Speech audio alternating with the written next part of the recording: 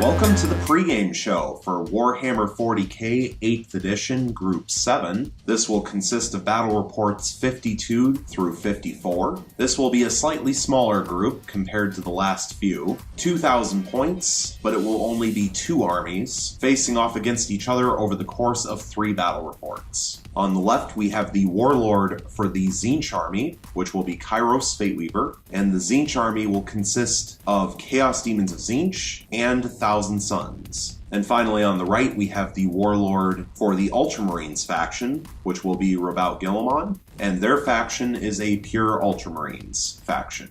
The first battle report in the group, which will be Battle Report 52, will be the big rulebook Maelstrom of War mission Contact Lost. The second game, which will be Battle Report 53, will be chapter-approved Eternal War mission Dominate and Destroy. And finally, the third mission, which will be Battle Report 54, will be Big Rulebook Eternal War mission The Relic. And with that out of the way, let's take a closer look at the armies. And we will first go over the Tzeentch faction, which is made up of a battalion detachment purely from the Chaos Demons Codex, and we also have a Supreme Command detachment from the Thousand Suns Codex. Overall, this army is 100 power total. It is 2,000 points exactly, and they will have a total of 8 plus D3 command points for every game, thanks to Kairos Fateweaver being their warlord. And the reason why it's 8 plus D3 command points and not 9 plus D3 command points is because they will be using a stratagem at the beginning of each game, which is Rewards of Chaos for 1 command point in order for the battalion detachment from the Chaos Demons of Tzeentch to take a second Hellforged artifact. So we will begin with the Warlord Kairos Fateweaver, who is armed with the Staff of Tomorrow. He knows the Psychic Power Smite and all 6 from the Tzeentch discipline. So he knows Boon of Change, Bolt of Change, Gaze of Fate, Treason of Tzeentch, Flickering Flames, and Infernal Gateway. And because he is the Warlord, he is given the Warlord trait Tyrant of the Warp.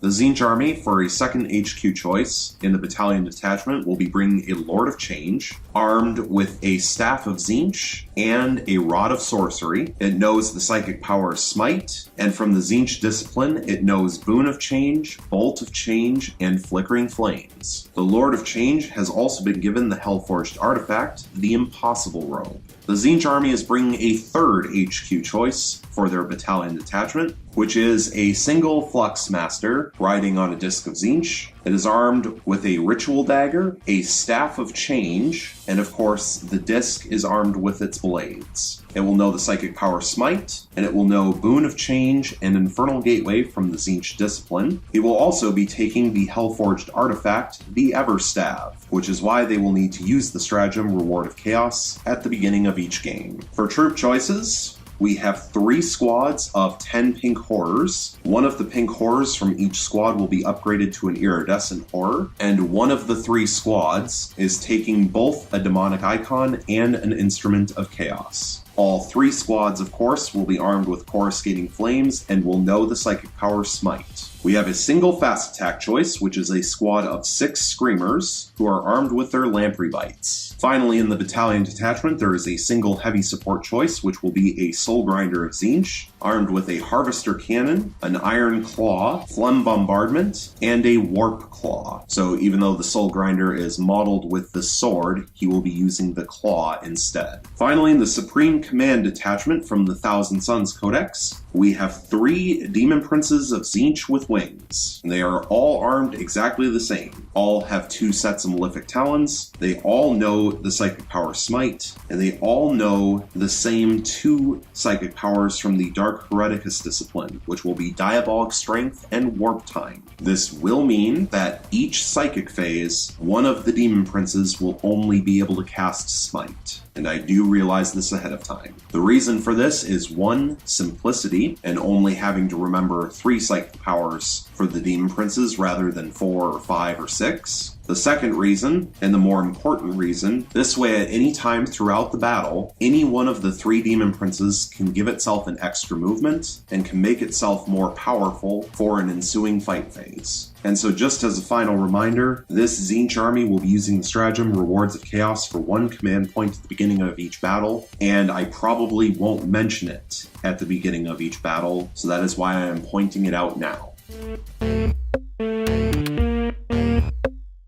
And now to go over the Ultramarines faction, which is made up of a super heavy auxiliary detachment and a battalion detachment. Because of this, the Ultramarines army has 105 power total. They are also 2,000 points exactly, and they will have 11 command points for each game. To begin with, we will start with the Super Heavy Auxiliary Detachment made up of a single Lord of War, which is the Warlord, Rabaut Guilliman. He is armed with the Hand of Dominion and the Emperor's Sword, and he has the Warlord trait, Adept of the Codex. Now moving along to the Battalion Detachment, which is led by 2 HQs, which are exactly the same, which is a Chaplain armed with a Crozius Arcanum, Combi Plasma, Frag Grenades, and Crack Grenades, and that is the same for both HQs. We have 3 identical troop choices, which is a squad of 5 Tactical Marines, one of which is the Tactical Marine Sergeant. The squad has 4 bolt guns, 5 bolt pistols, 1 las cannon, frag grenades, and crack grenades. So no special melee weapons or special sergeant weapons on the Space Marine Sergeant. And once again, that is the same for all 3 squads. 2 elite choices, exactly the same, which is a squad of 3 Centurions, one of which is a sergeant. Each model is armed with siege drills, a Centurion assault launcher, and 2 flamers apiece. Finally, we have 2 heavy support choices, both exactly the same, which is a Land Raider armed with twin heavy bolter and 2 twin las cannons. One thing to note about this army, they are not taking any special relics for the sake of being symmetrical, and so that I don't have to remember which chaplain is the one that's armed with the relic, partially because I figured that the relics that Rabaut Guilliman naturally comes equipped with more than makes up for it.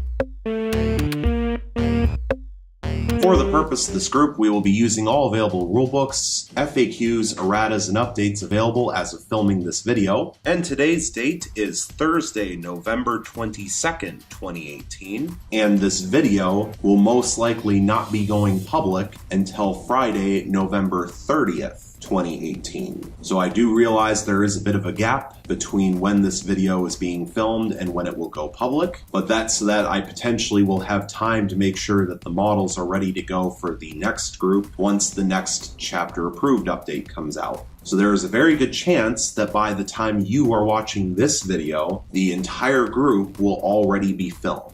So just please be aware of that ahead of time. So of course, now let's go over which books will be used. We of course have the Warhammer 40k 8th edition Big Rulebook, Chapter Approved 2017 edition, Codex Chaos Demons, Codex Heretic Astartes Thousand Suns, Codex Adeptus Astartes Space Marines, Warhammer 40,000 Rulebook Official Update version 1.3, Chapter Approved 2017 Official Update version 1.1, Warhammer 40,000 The Big FAQ number 2, 2018, Warhammer 40,000 Codex Chaos Demons Official Update version 1.3, Warhammer 40,000 Codex Thousand Suns Official Update version 1.1, and finally Warhammer 40,000 Codex Space Marines Official Update version 1.3. The main reason for declaring which updates and erratas are being used for this group is because any updates that come out after this video was filmed will not be used, even if they come out before this video goes public. And so with all that being said, this group should be pretty short. It's only 3 battle reports, so the whole thing should be done in just over a couple of weeks, just in time for the next chapter approved to launch. Thank you so much for watching. I really hope you enjoyed, and stay tuned for the next one.